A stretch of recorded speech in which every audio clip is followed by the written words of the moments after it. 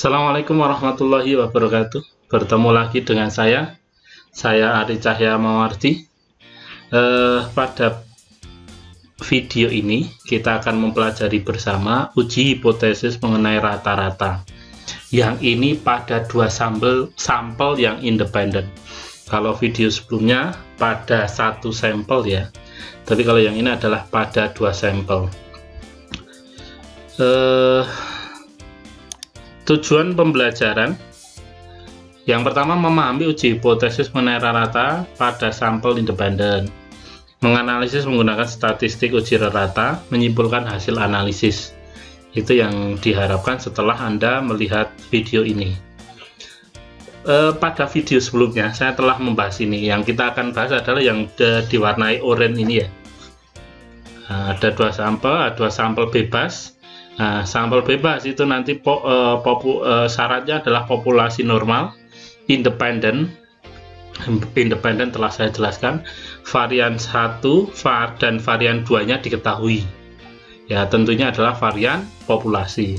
Kalau varian 1 dan varian 2, varian sampel 1 dan varian sampel 2 tidak diketahui, maka nanti akan diasumsikan. Asumsinya adalah varian 1 sama dengan variansi 2. Kemudian variansi 2, asumsi yang kedua adalah variannya tidak sama antara varian 1 dan varian 2. Kalau misalkan Anda terjun ke lapangan, itu kan memang seringkali kita tidak mengetahui data populasi ya. Maka uji T seringkali digunakan oleh peneliti adalah yang ini ya. Populasi normal, independen, varian 1 dan varian 2-nya itu tidak diketahui ya, varian populasi tentunya. Ini berkaitan dengan statistik ujinya ini ya. Nanti kalau variannya diketahui, nanti menggunakan uji Z, di mana uji Z-nya itu sama dengan X1 bar ini dikurangi X2 bar min D0.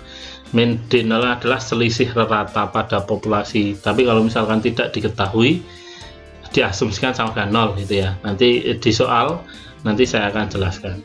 Kemudian akar varian 1 dibagi N1 plus varian 2 dibagi N2, di mana nilai Z mengikuti distribusi normal dengan rata 0, standar deviasi 1, atau boleh dibaca yang ini dengan mengikuti distribusi normal baku. Normal baku itu ya ini, ratanya 0, standar deviasinya adalah 1. Kemudian jika varian 1 dan varian 2-nya tidak diketahui, maka ada dua asumsi. Asumsi yang pertama adalah yang sama, varian 1 dan varian 2-nya itu sama, sebenarnya varian gitu ya. T sama dengan X1 min X2, ini bar ya, rata-rata min D0 per SP. Nah, nilai SP itu diperoleh dari sini.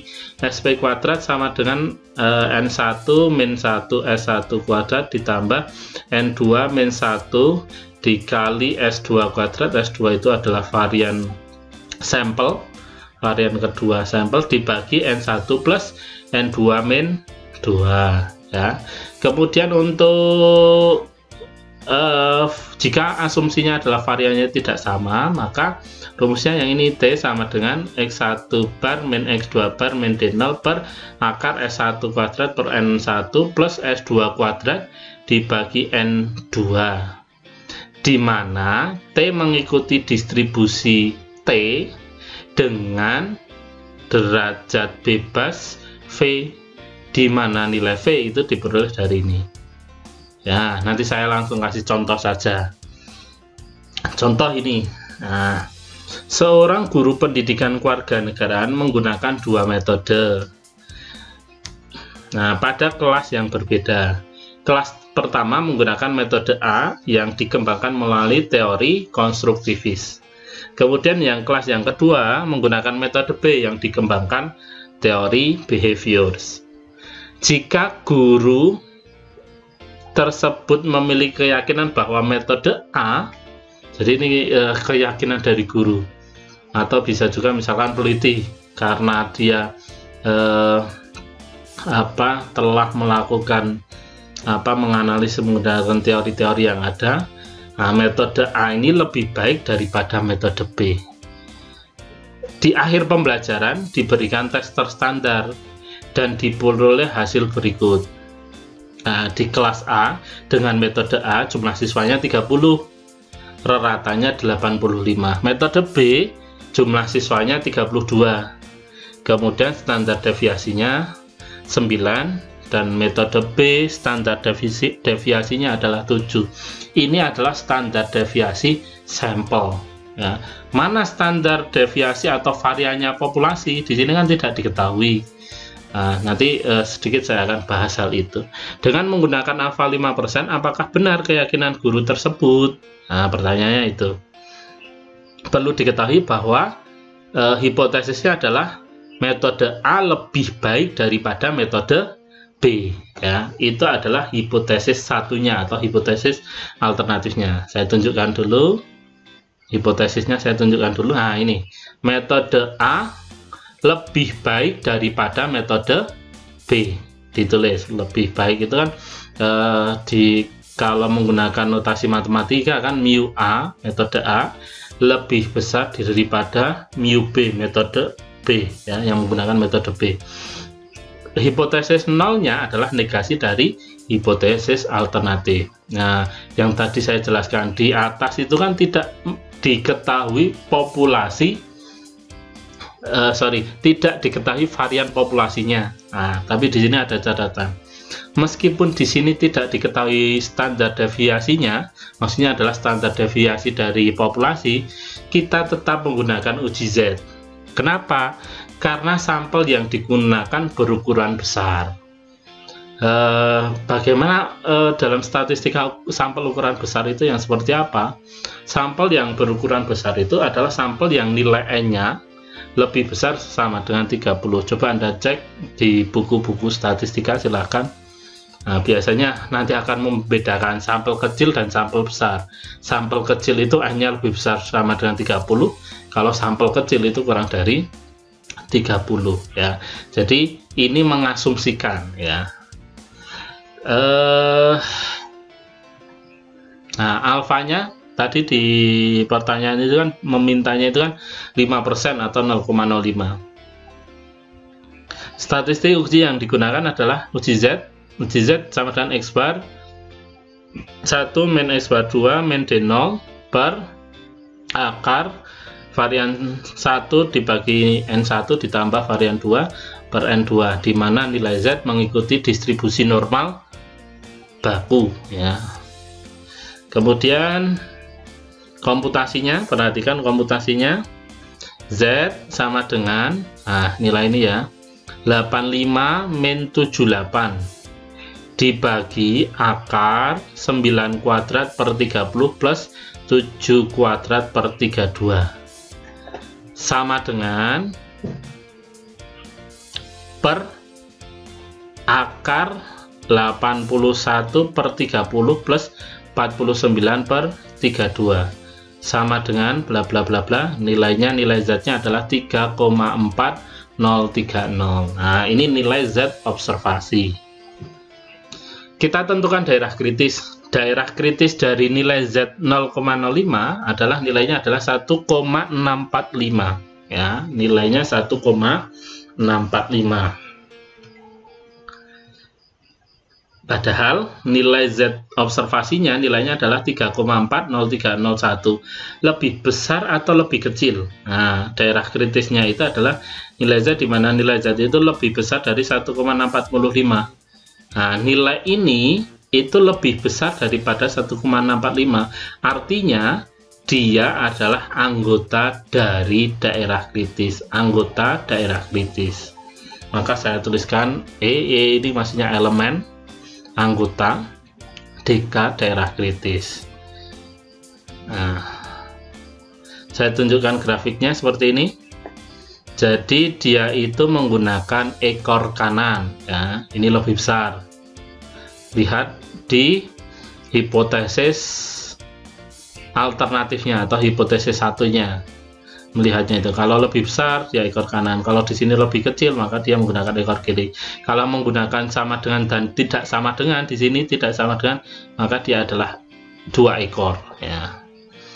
Karena dia menggunakan 1 ekor kanan, nilai Z 0,05 adalah 1,645. Z observasinya adalah 3,40301. Artinya dia berada pada daerah kritis.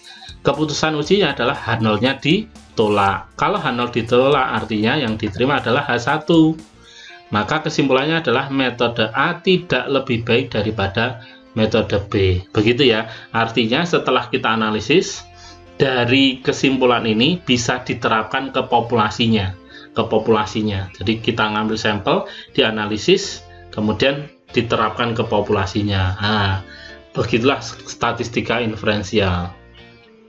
Kemudian contoh yang kedua, ini contoh membandingkan 2 sampel, tapi data-datanya itu diketahui seperti ini ya.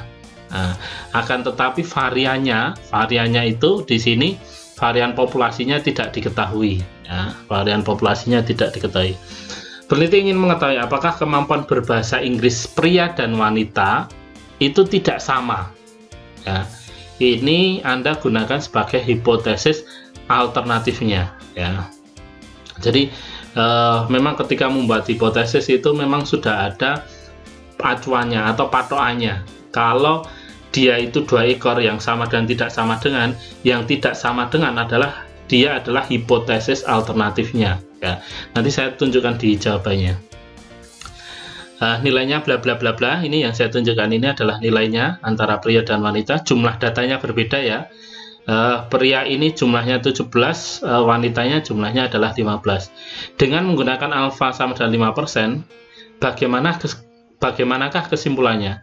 Dengan mengasumsikan varian sampel sama, 1. Kemudian pertanyaan yang kedua adalah dengan mengasumsikan varian sampel tidak sama. Seperti yang tadi rumusnya itu kan ada 2, variannya sama, asumsinya, kemudian yang kedua adalah variannya tidak sama. Apakah berbeda? Nanti hasilnya nah, kita coba cek. Nah, ini yang saya maksud tadi. Hipotesis itu acuannya adalah ini.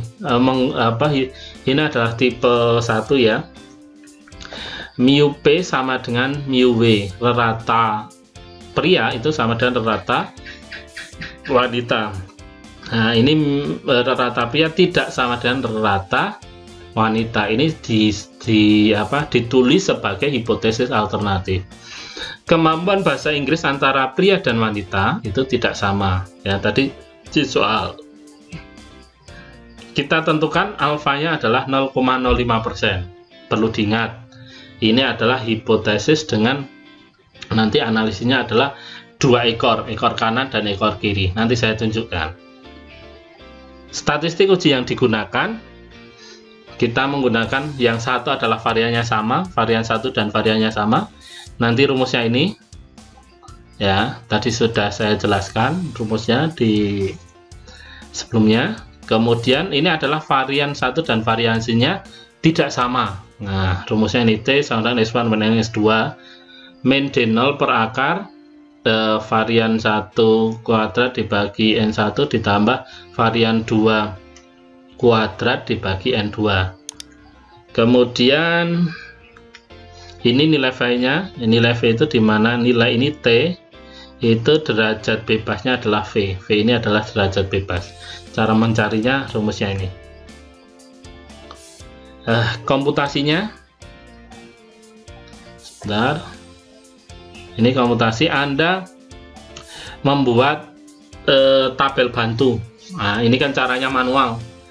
Jadi nilai ini, nilai hasil ini digunakan untuk mencari rata. Rata itu kan sigma X1 dibagi 17. Kalau yang untuk wanita sigma X2 dibagi 15. Nah, itu adalah rata. Nah, caranya seperti itu. Kemudian variannya itu menggunakan ini XI min X1. Ini adalah X bar ya. XI min X bar 1 kuadrat. Jadi nilai rata-rata ini kan nilainya 75. Jadi 80 dikurangi 75,5 sekitar 4 sekian ya. Kemudian dikuadratkan. Nah, nilainya adalah 19,46. Nilai 17,08 ini diperoleh dari 70 dikurangi ini 9,4095.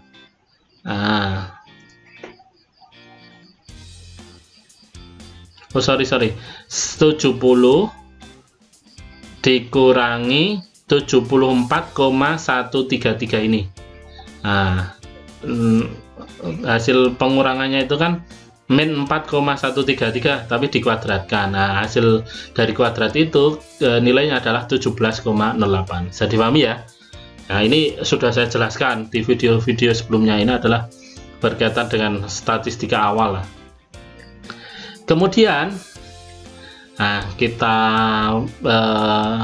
ringkas di sini. N1-nya 17, N2-nya 15, X bar 1-nya 75, varian 1-nya 8,8, X bar 2-nya 74, kemudian varian 2-nya adalah 9,4095. Untuk varian sampel varian 1 dan varian 2-nya sama, itu kita cari SP-nya dulu. Dengan rumus ini Anda masukkan ke nilai dari SP kuadrat, itu nilainya 9,128, padahal nanti di hitungan itu yang diminta hanya SP. Kalau ini SP kuadrat, maka SP itu sama dengan akar dari ini 9,128. Akarnya nilainya adalah 3,0213. Setelah ketemu SP, masukkan ke sini. Yang menjadi poin penting untuk saya sampaikan di sini D0. D0 itu dianggap 0. Jadi dianggap 0 karena di situ tidak dijelaskan ya, selisih dari rata-rata populasinya tidak dijelaskan ya, maka ini sama dengan 0. T sama dengan X bar min X2 min D0 per SP akar 1 per N1 plus 1 N2, di mana nilai T ini mengikuti distribusi T dengan derajat bebas N1 plus N2 min 2. Dimasukkan nilainya, ketemu nilainya adalah 1,35935, di mana T di mana nilai ini mengikuti distribusi T dengan derajat bebas 30.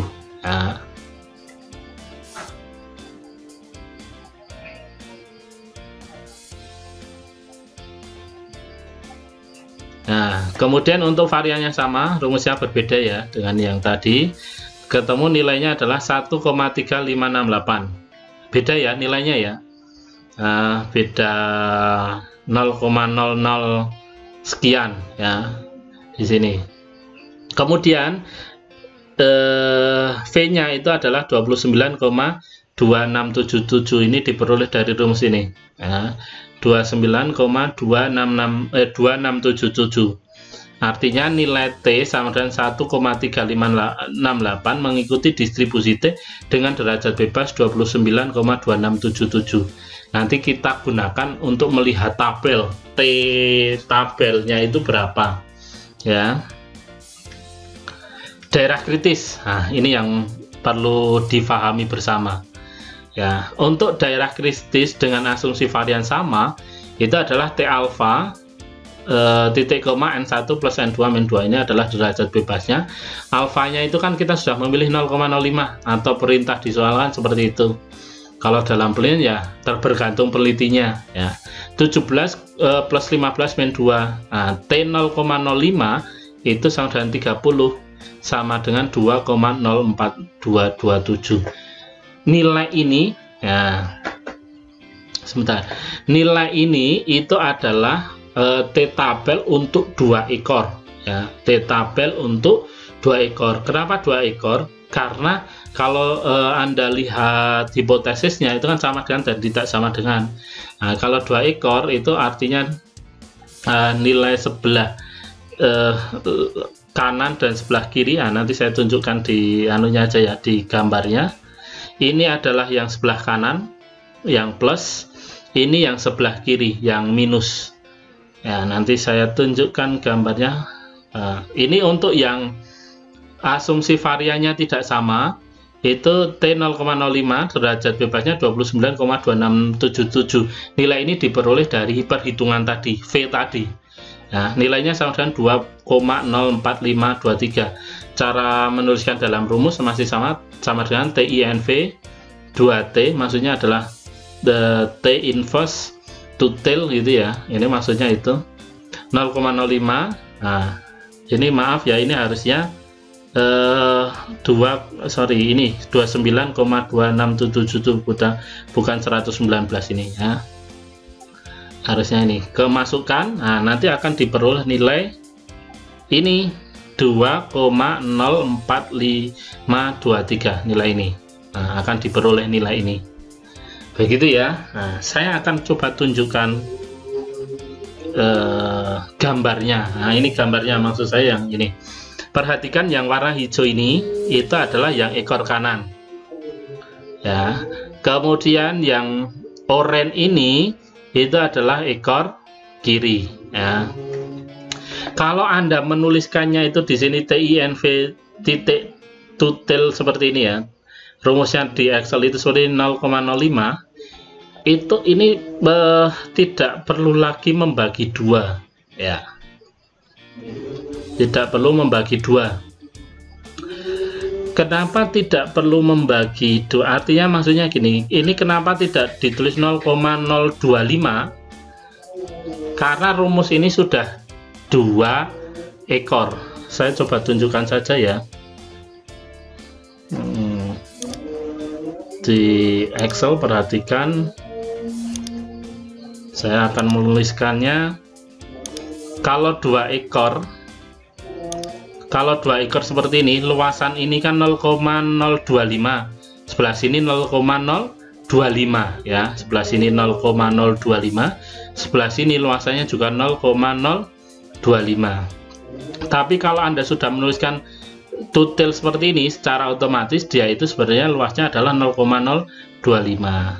Perhatikan, kalau Anda nuliskan 2 ekor T.INV tutel seperti ini, kalau yang ini 1 ekor, kalau yang ada 2 T nya adalah 2 ekor, 0,05, derajat bebasnya adalah 30, maka hasilnya adalah yang tadi 2.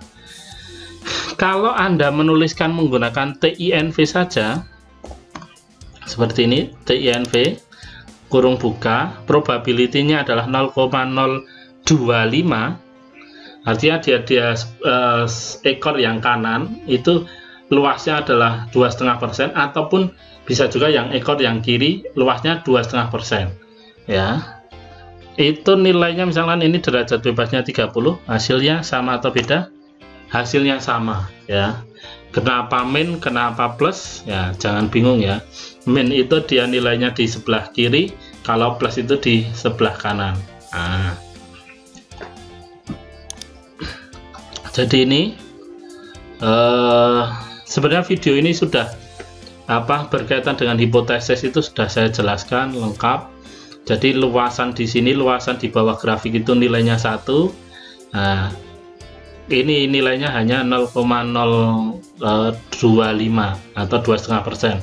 Luasan di sini 1 atau 100% gitu ya. Jangan bingung dengan itu ya, nanti di contoh-contoh berikutnya akan berkaitan dengan ini ya, silahkan difahami video-videonya. Mudah-mudahan memang ketika menentukan daerah kritis itu yang perlu pemahaman yang lebih. Anda harus mengetahui banyak hal berkaitan dengan statistika kalau pengen mengetahui lebih dalam. Secara pragmatis itu ya mudah ya, seperti ini. Secara pragmatis, oh hasilnya ternyata T observasinya itu 1,359 ini ya, 1,359. Ternyata T tabelnya adalah 2,0427. Lebih besar atau lebih kecil? Lebih kecil. Kalau lebih kecil, keputusannya adalah H0 diterima. Nah gitu, itu pragmatis ya. Tapi kalau pengen memahami lebih dalam ya silahkan belajar statistika matematis ya. Itu bagi yang senang misalkan dengan statistika, silahkan mempelajari itu. Saya juga di beberapa rangkaian video saya juga membahas hal itu. Nah, jadi ada rata, kemudian distribusi kontinu yang penting. Distribusi kontinu yang penting itu ada uji Z, normalitas. Tapi nggak usah bingung dengan itu dulu ya. Bagi yang belajarnya pragmatis, penerapan ke penelitian, Anda mengikuti kaidah ini saja saya kira sudah cukup ya. H0-nya diterima. Kalau H0-nya diterima artinya apa?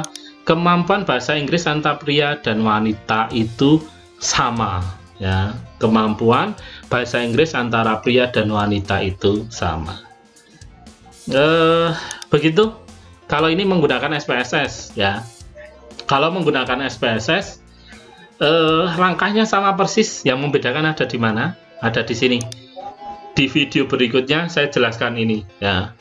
Di video berikutnya saya jelaskan ini bagaimana cara membacanya. Sedikit saya akan mencoba ngecek saja ya. Nilai T-nya apakah sama dengan hitungan 1,359 sama 1,357. Kita cek dengan hitungan kita.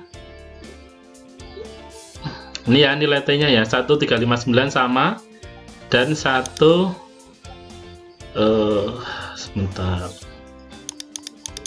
Dan 1,356. Nah, kalau di sini pembulatannya 1,357 pembulatan ya. Ini pembulatan. Ya, begitu ya sama. Kemudian apakah derajat bebasnya sama?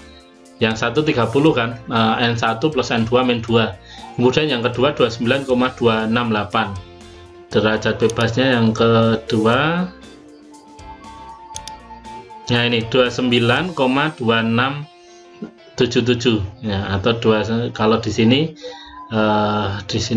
pembulatan ya 29,268. Hasilnya sama. Maka kalau misalkan Anda pengen pragmatis menggunakan SPSS ya silahkan, tapi harus pahami betul ya berkaitan dengan ini nanti.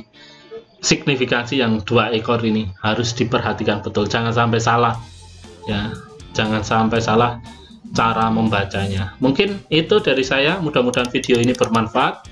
Jika Anda merasakan manfaatnya silahkan di like atau subscribe, boleh juga di share, akan memberikan kemanfaatan yang lebih luas. Itu dari saya, kurang lebihnya mohon maaf. Saya akhiri. Wallahumma fiq ila aqwamit thoriq. Wassalamualaikum warahmatullahi wabarakatuh. Sampai jumpa di video berikutnya.